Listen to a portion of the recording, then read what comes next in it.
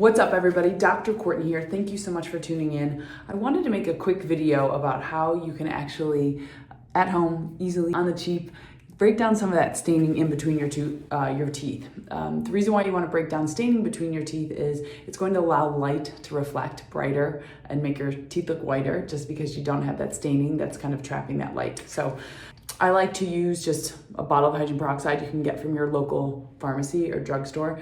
This is 3% hydrogen peroxide, so it's pretty concentrated. Then I also like to use my favorite floss. I'm a fan of Dr. Tung's Smart Floss. And what I'll actually do is just take some of that hydrogen peroxide and pour it into the cap, and then take that cap, and that's where I will actually dip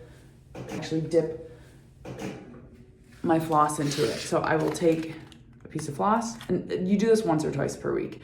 But I like to do this after I've already did my flossing, normal flossing my teeth, and brushed my teeth, because then my teeth are clean. I'm like, you know what, this is gonna have less obstacles to get to in order to break down that staining. So you'll basically take the floss, dip it in the hydrogen peroxide, and then you'll take that area that you just dipped and go in between your teeth. And then you go in between one other area. Then take a new section of the floss, dip it in the hydrogen peroxide, go in between the teeth, go in between the teeth, go to another area and do that. And what you'll notice is that it will start to bubble in between the teeth, and that's the oxidizing process that's happening, that's starting to break down that staining.